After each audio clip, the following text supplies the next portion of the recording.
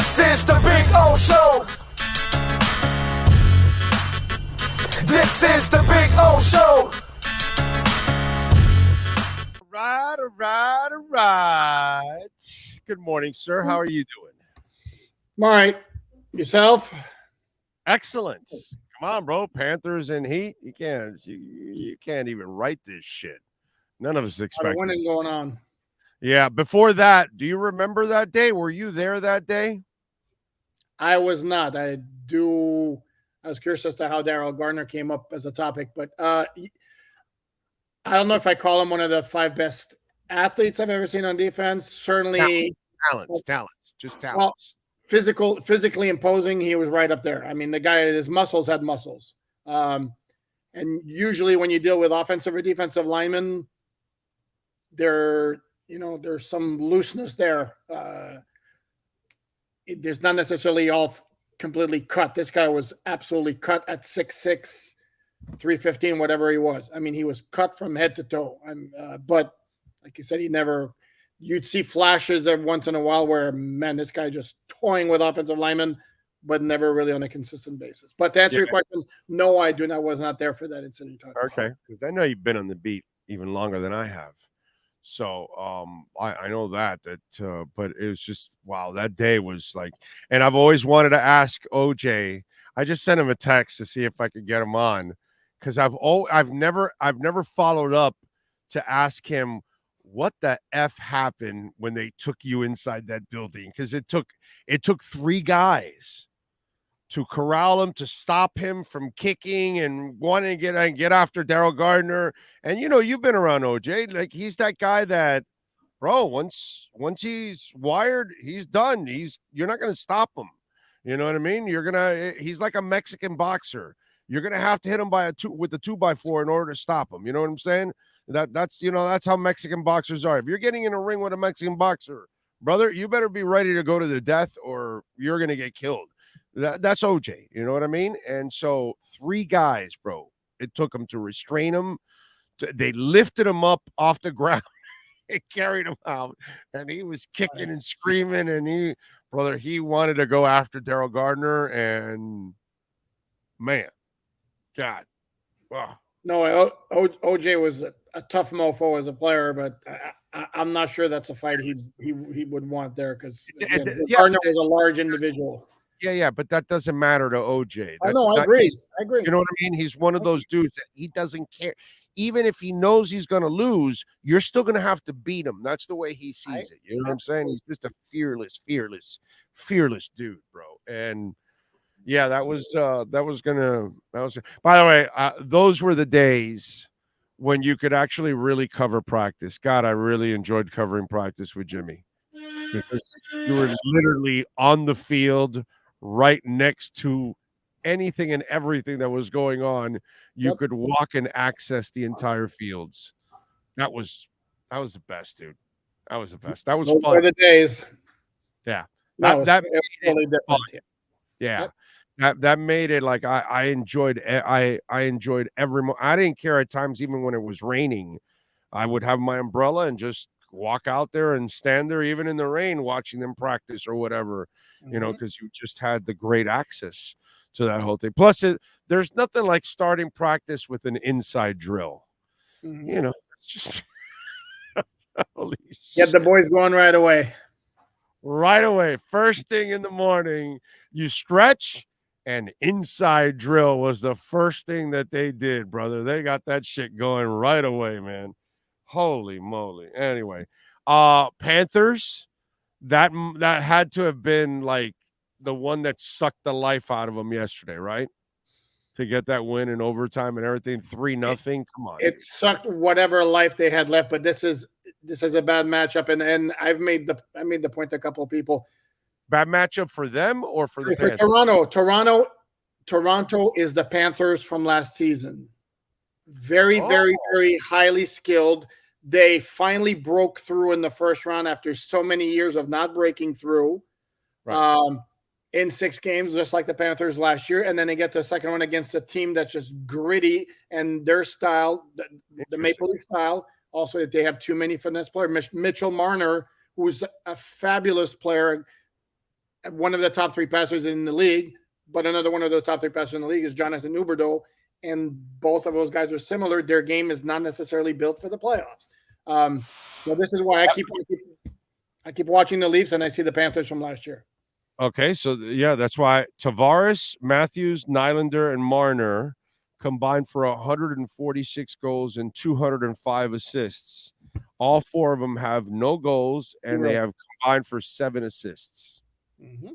I mean, they have shut down 4 dudes that produced 146 goals, bro.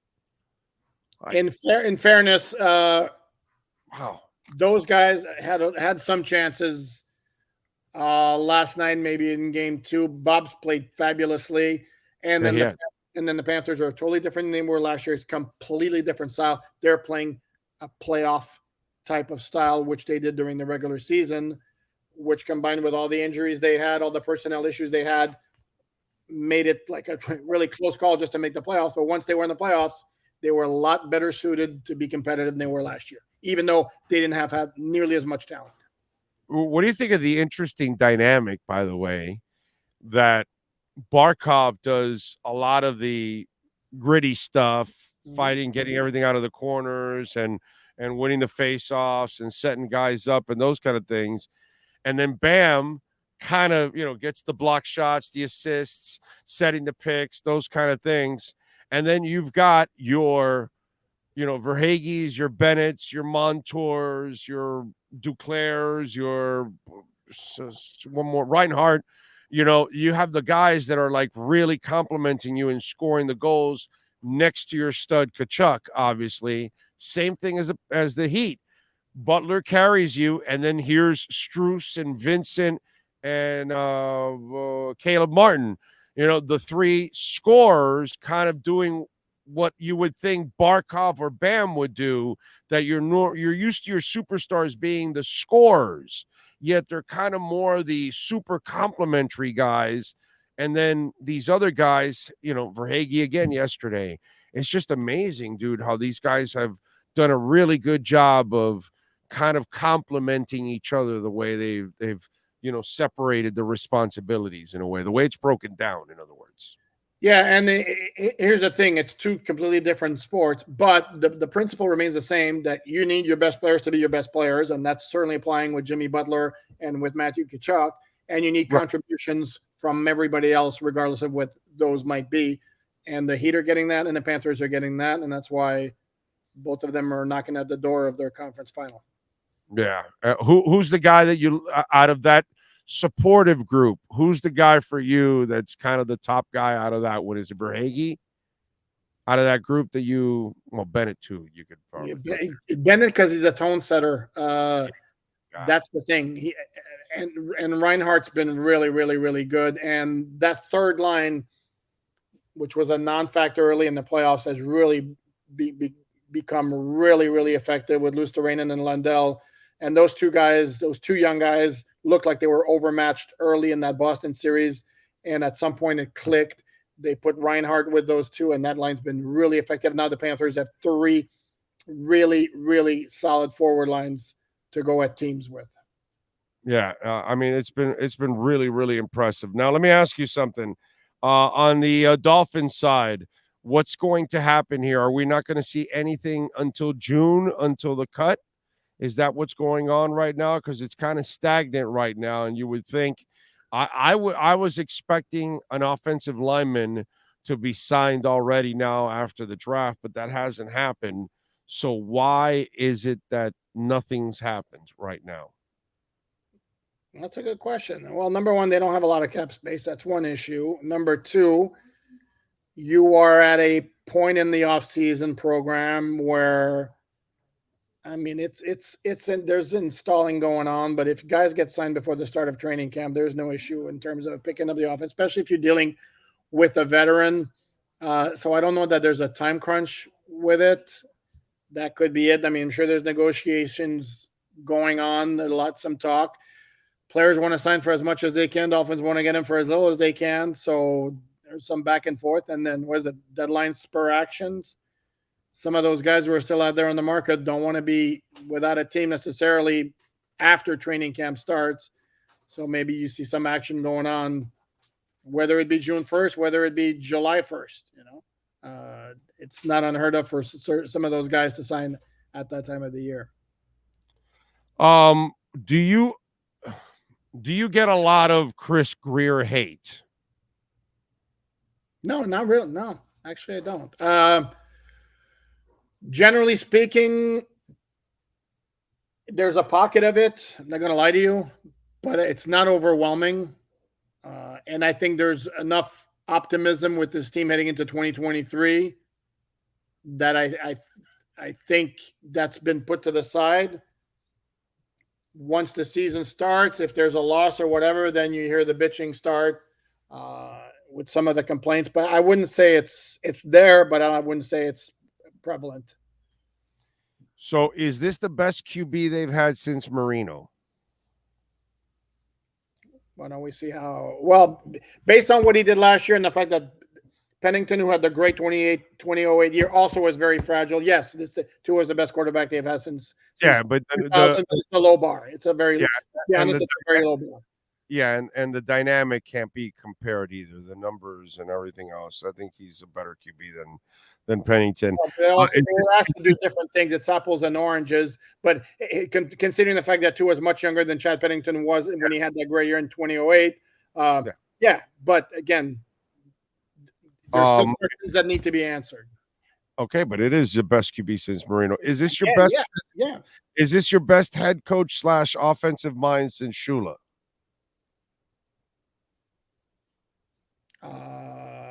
Best head coach, not / sure. Offensive mind. Well, offensive mind, yeah, but again, not necessarily a very high bar. I mean, but yes, sure. Okay. Is this the best all-around team in the last 28 years? That would be 1995, if my math is correct. That's Shula. Okay. Top to bottom, probably. Is this the best front office in the last 35 years, including the end of Shula's run, since the cap was kind of new to him and he made a lot of mistakes with the cap at the end? Not ready to say that. No, I think that's 35 years, not 40. No, I understand that, and I understand that, and I'm not. I don't think it to make it that kind of statement. I will say this: there were teams in the early 2000s that were really, really, really good, just did not have a good enough quarterback. But top to bottom, including the quarterback, because Tua obviously is much better than Jay Fiedler was in those early 2000s. Top to bottom. Although I think this secondary is better right now only because of the safety.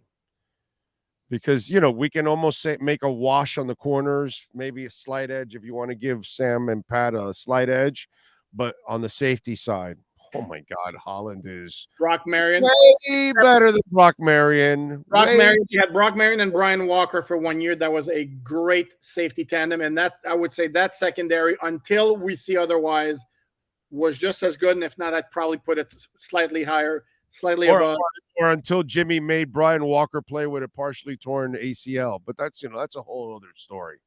That is a whole other story. We're comparing rosters right now, so that's my answer there. I'm just having fun because I felt so bad for Brian Walker. Like Jimmy made his ass go out there and play with a partially torn ACL, and then I didn't recall that. It was no longer partially torn after that. It was completely torn after that, and he was done for the year instead of maybe holding him out for a couple weeks, trying to maybe see if it heals up a little bit more, and maybe you have him for the back end. And no, I remember that. You don't remember him forcing JJ Johnson playing with like a quarter size hole in his hamstring? No. No, can't say I remember. All the stories. Yep. All the stories, the stuff you can tell, the stuff you lived and experienced. Oh, God.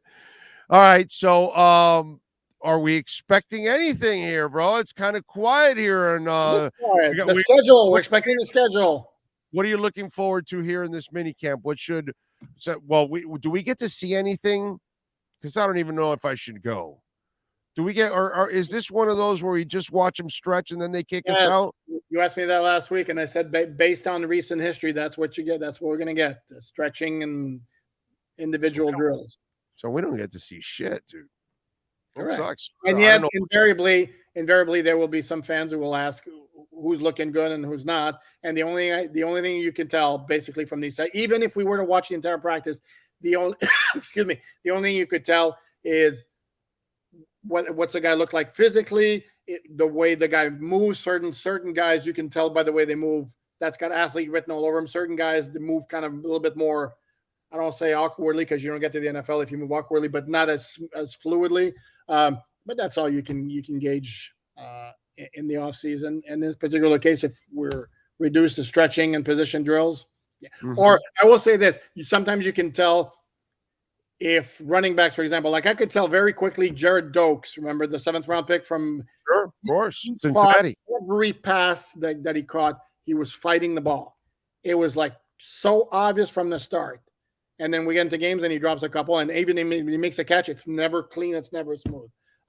So that you can get from this particular kind of.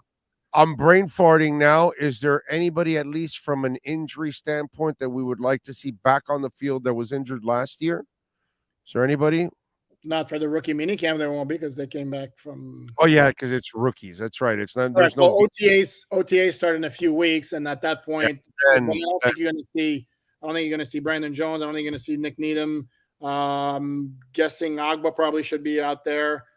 And X should be out there, I would imagine, right? Because he said he's pretty healthy now, right? Yep. Oh, and by the way, one thing we haven't really talked about that I think it's like a really good sign that we really haven't mentioned. We all know X was effed up last year. As you could tell, that wasn't him. But whatever growing injuries he had, one or both, dude, he didn't need surgery. We didn't hear about a sports hernia surgery. We didn't hear about a groin surgery. To me, that's actually really good because then you're not spending your offseason rehabbing to get to football. You're now just getting to play football. You know what I mean? And get in shape and all that kind of stuff.